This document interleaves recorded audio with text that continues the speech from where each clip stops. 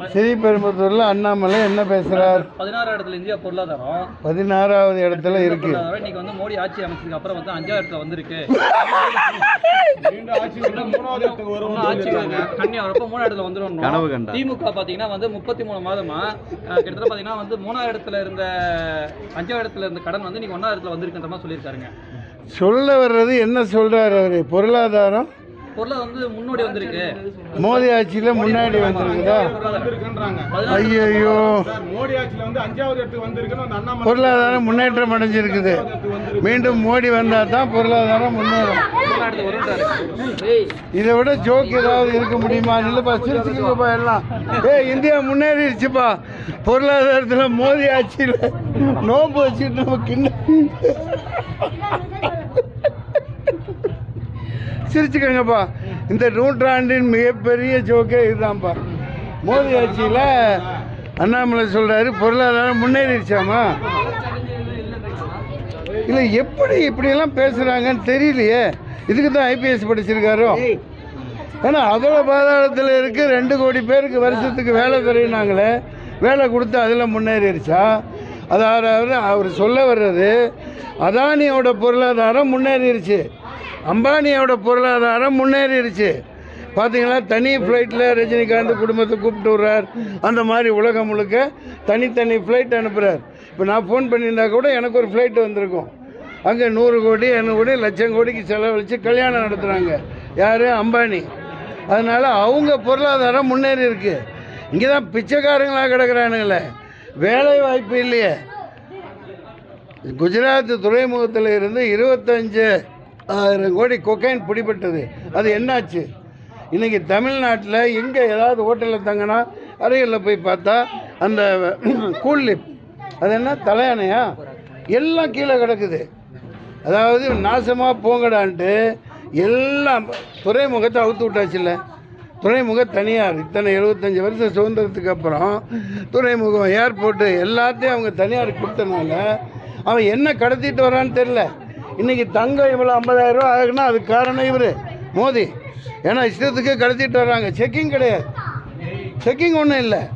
இஷ்டத்துக்கு கொண்டாந்து ட்ரக்ஸை இறக்கி விட்டு போ விற்றுக்க பொழைச்சிக்க, அதான் வேலை வாய்ப்பு.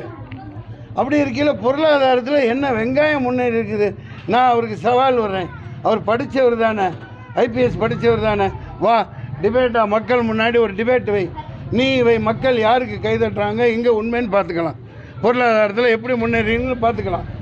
ஏன்டா தூக்கி எல்லாம் அவ்வளோ கொடுத்துட்டு அம்பானி அதானி பொண்டாட்டிக்கு இடுப்புக்கு கீழே குனியிற என்ன மாதிரி ராஜதானியில் எப்படி ஆண்டவங்க அவங்க? எத்தனை பேர் முகல்ஸ் எல்லாம் ஒரு பிரதமர்னால் ஒரு மரியாதை வேணாமா? இடுப்புக்கு கீழே குனிஞ்சு ஓட்டு கேட்டு நாடகம் போடுற நாடக தேர்தல் நடத்துகிறாங்க. இவங்களை 2ல் 1 பார்க்கத்தான் நான் வந்திருக்கிறேன். இதெல்லாம் பைத்தியக்காரத்தனம். அவர் எதுக்கு முதல்ல தேர்தலில் போட்டி போடணும்? ஏன் நிர்மலா சீதாராமன் போட்டி போடலையா? அவங்கள்ட்ட காசு இல்லையாமா? அவங்க நோகாமல் நொங்கொடுத்து எலெக்ஷனில் நிற்க மாட்டாங்க. இந்த ஜெய்சங்கர் பெரிய பெரிய பதவியில் இருப்பாங்க. அப்படியே ஏமாற்றிட்டு போய் உட்காந்துக்கிட்டு நம்மளை போட்டு குடிமையை பிடிச்சி ஆட்டுவாங்க. பைத்தியக்காரத்தனம். வேலை வாய்ப்பு இல்லாமல் சாவறான், எல்லாம் திருடுறான்னா எதனால் திருடுறான்? வேலை வாய்ப்பு எங்கே வேலை வாய்ப்பு? இதில் முன்னேறி இருக்குது பொருளாதாரம். பிச்சைக்காரனா சுற்றிட்டு இருக்கான். எங்கே பார்த்தாலும் கஞ்சா, எங்கே பார்த்தாலும் குடி. எதில் முன்னேற்றிருக்க? நார்த் இந்தியாவில் எதில் முன்னேற்றிருக்க? 20 என்னோட இதையும் சொல்லிக்கிறேன், எழுதிக்கங்க. இந்திய ஜனநாயகம், புலிகள் சார்பாக பிரதமர் வேட்பாளராக நான் எவரும் முன்மொழிஞ்சாலும் சரி இல்லாட்டியும் சரி ராகுல் காந்தியை முன்மொழிகிறேன் அல்லது பிரியங்கா காந்தியை முன்மொழிகிறேன். தைரியமாக சொல்கிறேன். இந்தியா கூட்டணி 38 எல்லாத்துலேயும் ஜெயிக்கிட்டோம். இந்த தொகுதியில் நான் தான் ஜெயிப்பேன். பல கருத்து வேறுபாடுகள் இருந்தாலும் அது வேறு. இப்போ நான் டிக்ளேர் பண்ணிட்டேன். நாளைக்கு சின்னம் கிடைக்கும், வந்தவுடனே மக்கள்கிட்ட கொண்டு போய் சேர்ப்பேன். வேறு என்ன உங்களுக்கு சந்தேகம்? இருக்கட்டுங்க இப்போதைக்கு. அதாவது இந்த சிஏஏ என்ஆர்சி இந்த மாதிரி எல்லாம் கொண்டாந்து பயமுறுத்தி அதுக்காக எல்லா முஸ்லீம் மக்களும் திமுக தான் நம்பி இருக்காங்க. அது உடன்பாடு. அதை மைக்க பிடிச்சி நான் சொல்லுவேன். நான் அவங்க 38 பேர் இருக்கேன்னா நான் ஒருத்தன் சேர்ந்து இருக்க தெரியாதா? எனக்கு தெரியாதா? தலைவாழை இலை போட்டு அவனை 1லேருந்து ஏற்றுட்டு இருக்கிறவன் நான் தான், மன்சூர் அலிகான். புரியுதுங்களா? ஜெயிக்கட்டும். யாரை மக்கள் விரும்புகிறாங்களோ அவங்க வருவாங்க.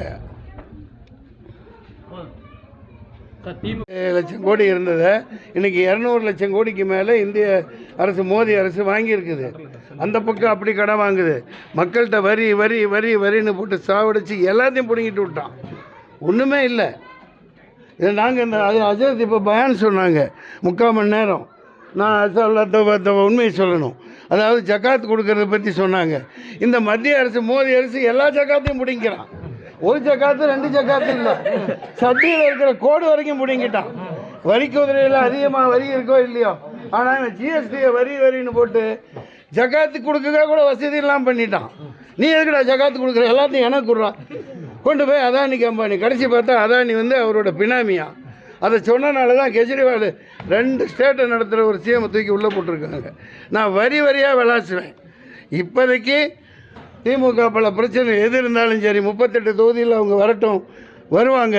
நான் இந்த தொகுதியில் நின்று ஓட்டு கேட்டு வாங்கி வருவேன். அதுதான்.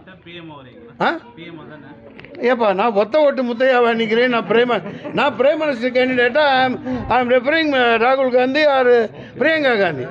தமிழர் இஷ்யூவில் பல அரசியல் படுகொலைகள், பல பிரச்சனைகள் இருந்தாலும் இப்போ எதிர்கட்சின்னு ஒன்று இல்லை. அதனால் நான் அவங்கள வரவேற்கிறேன். I salute. Sure we will win. செய்திகளை உடனுக்குடன் தெரிந்து கொள்ள உடனே சப்ஸ்கிரைப் பண்ணுங்க.